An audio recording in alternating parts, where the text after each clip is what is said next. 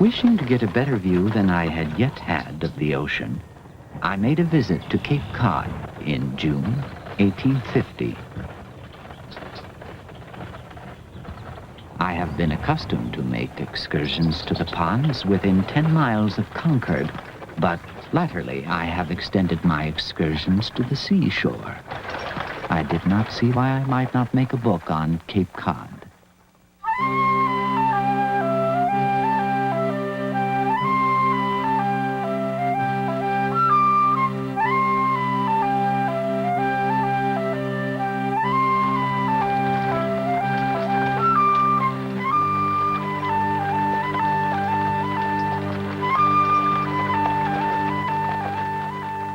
Cape Cod is the bared and bended arm of Massachusetts. The shoulder is at Buzzard's Bay, the elbow or crazy bone at Cape Malabar,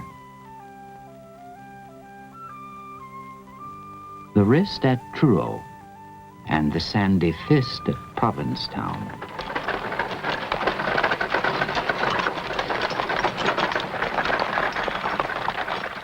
Late in the afternoon, we rode through Brewster. There were many of the modern American houses here, such as they turn out at Cambridgeport, standing on the sand. I call them American because they are paid for by Americans and put up by American carpenters. But they are only Eastern stuff disguised with white paint. The least interesting kind of driftwood to me.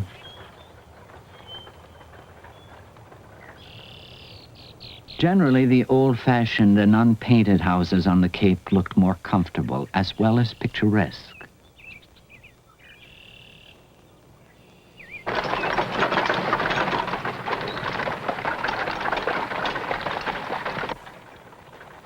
The most foreign and picturesque structures on the Cape to an inlander are the windmills.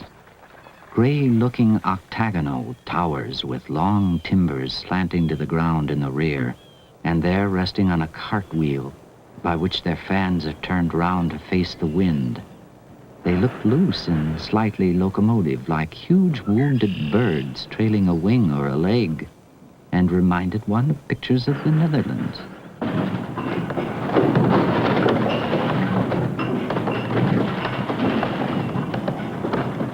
We were surprised to hear of the great crops of corn, which are still raised in Eastham. Our landlord in Orleans told us he raised 300 or 400 bushels annually.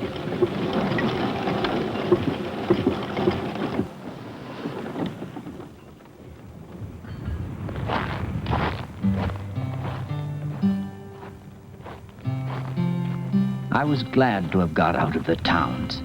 My spirits rose in proportion to the outward dreariness.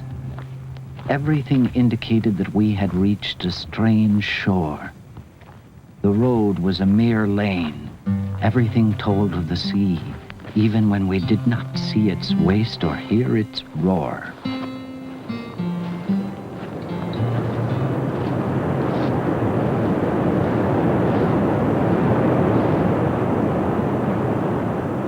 There I had got the Cape under me, as much as if I were riding it barebacked.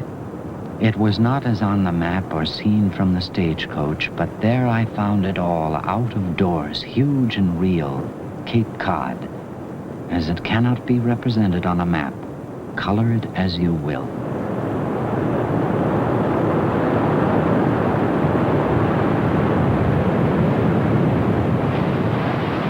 Mackerel gulls were all the while flying over our heads and amid the breakers, quite at home in the storm. And we saw that they were adapted to their circumstances rather by their spirits than their bodies.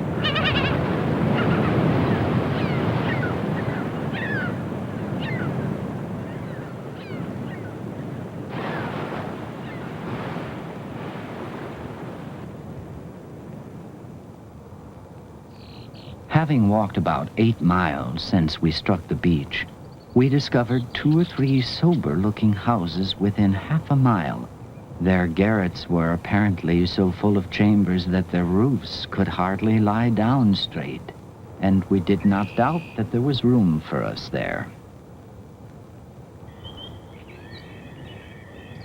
A grisly-looking man appeared. He asked, at first suspiciously, where we were from and what our business was, to which we returned plain answers. The winds howled around the house and made the fireboards as well as the casements rattle well that night.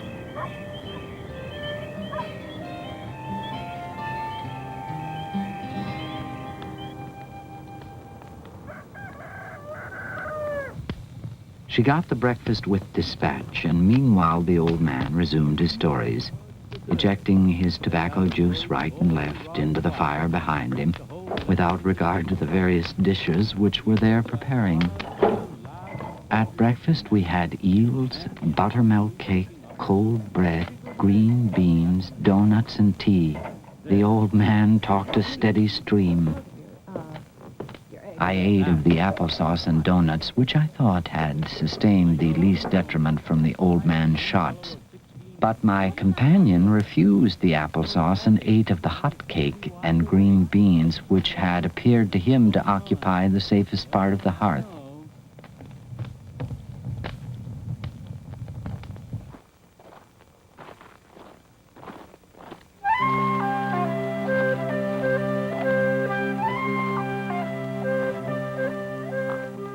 About Long Point in the summer, you commonly see them catching lobsters for the New York market. Or rather, the lobsters catch themselves, for they cling to the netting on which the bait is placed of their own accord, and thus are drawn up. Man needs to know but little more than a lobster in order to catch him in his traps. To the fisherman, the Cape itself is a sort of store ship laden with supplies, and indeed, sea phrases are as common on it as on board a vessel. The inhabitants of the Cape are often at once farmers and sea rovers. A farmer in Wellfleet who had raised 50 bushels of potatoes the previous year and had extensive salt works pointed to his schooner which lay in sight, in which he and his man and boy occasionally ran down the coast trading as far as the Capes of Virginia.